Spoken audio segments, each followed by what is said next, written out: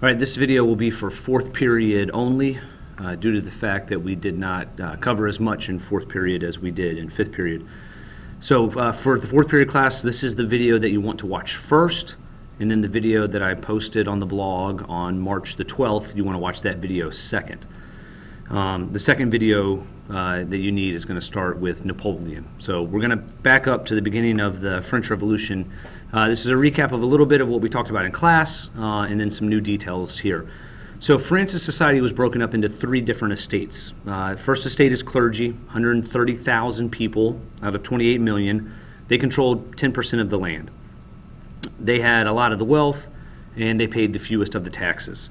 The second estate, which is the nobility, this is 300,000 people out of 28 million, and they're going to control 30% of the land. So a very, very small percentage of France's population controls nearly half of the land in France. The third estate is everybody else. This is from wealthy financiers to beggars, to peasants. The few wealthy in the group, I don't have an exact number of how many people of this remaining amount was actually considered wealthy, but the wealthy people in this group are going to control 33% of the land. So the other percent of the land is going to be broken up amongst middle class people, some people with less money. The wealthy middle class in the third estate is known as the bourgeoisie. Peasants in France account for 80% of the population during this time, so it is a huge number of people.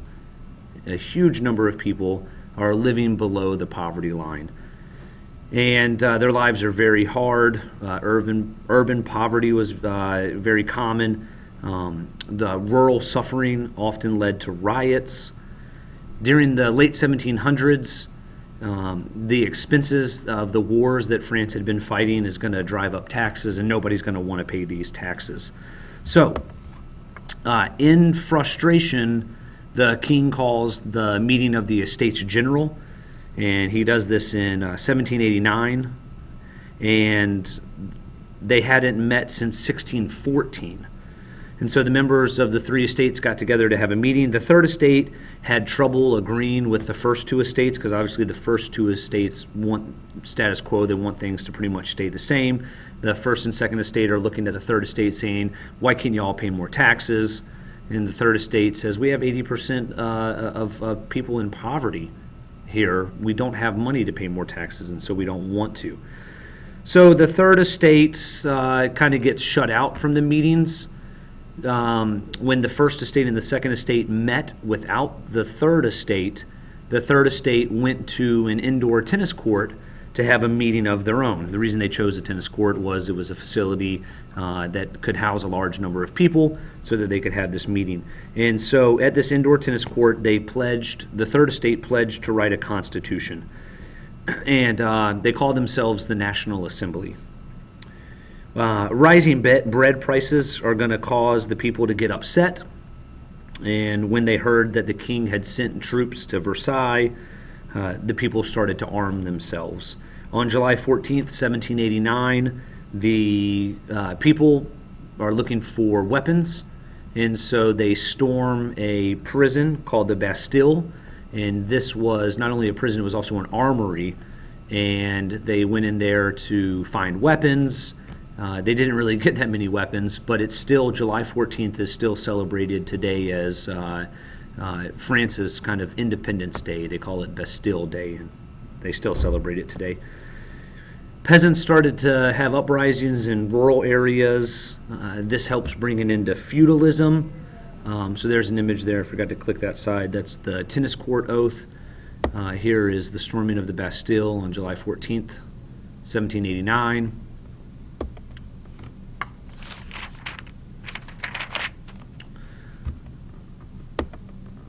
The National Assembly. Sorry, I think my computer froze. I'm trying to get to the next slide. All right.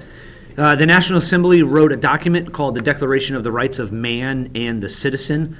You can compare this to the U.S. Declaration of Independence. As a matter of fact, the French sought a lot of advice from Thomas Jefferson At this point in time, when the French write the Declaration of the Rights of Man and Citizen, the Thomas Jefferson was serving as an ambassador to France from the United States of America. And so it's important to keep in mind that the kind of timeline here, the American Revolution started in 1776. Our U.S. Constitutional Convention meets in 1787. So 2 years or so after America has gained their independence, the French are attempting to gain their independence from their monarch as well. So it's very, very appropriate to say that the American Revolution inspired the French Revolution. So you can even read the Declaration of the Rights of Man and the Citizen and compare it to some things that are in the U.S. Declaration of Independence. As the economy got worse, the Parisian market women marched to Versailles. They are going to force the king and queen of France to face up to the problems that are going on in Paris. The National Assembly is going to pass a new constitution, which is going to limit the power of the monarchy. The king and queen see that things are going really bad. So this is King Louis XVI and Marie Antoinette.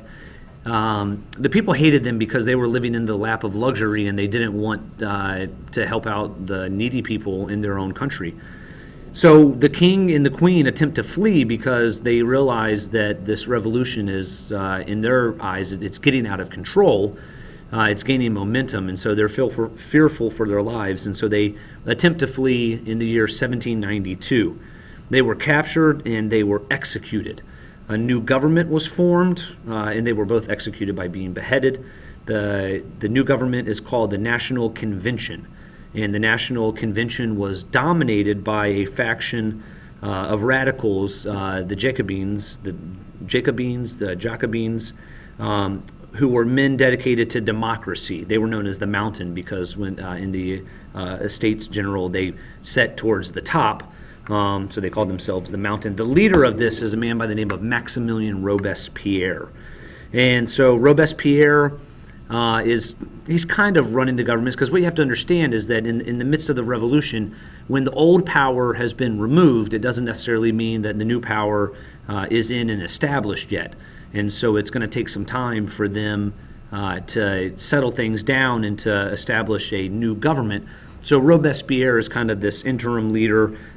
He creates this organization called the Committee of Public Safety, in which they are going to ensure that the revolution succeeds, because there's still people in the country that support the old monarch system, and there's other European nations that are trying to help the monarchs regain control of France, because they don't want it to spread. They don't want people to see success in the French Revolution and try to have their own revolts in these other European nations. So the Committee of Public Safety. This is, they were against religion. They had a lot of actions against clergy. Any suspected enemies of the revolution, that's anybody who was supporting the old monarchical system, they were executed. So this lasts from 1793 to about 1794. We calculated it in my other class, and it comes out to about 83 people per day on average were being killed during the Reign of Terror, is what this time period was called. And so here's the Reign of Terror. So what they would do is they would round up anybody that they considered to be a threat to the revolution, and they chopped their heads off. No real trials ever took place. The guillotine becomes the symbol of the Reign of Terror. This was invented by, I believe, Monsieur Guillotine was a doctor, and he was looking for a more humane way to execute people. And so they used to just chop people's heads off with axes. That's not very efficient. It takes a toll on the person swinging the axe. Sometimes he misses. It wasn't an efficient way to execute people, and so the guillotine was more efficient. So you can see the image on the left of the guillotine. The blade would come down, and it was supposed to sever the head from the body, and that would be the end of that person's life. On July 1794, conservatives in the National Convention voted for the arrest and the execution of Robespierre. So the Reign of Terror, they even start turning on themselves. All right, and that's where we leave off. And so you want to pick up with the other video that I posted on the blog on March 12th, and that's going to pick up with the rise of Napoleon after Robespierre is killed. The French people are desperate to get out of this just terrible way of life that they've had for the last decade or so, and they're desperately looking for somebody to rescue them. And so they're going to put their hope in a military general named Napoleon Bonaparte.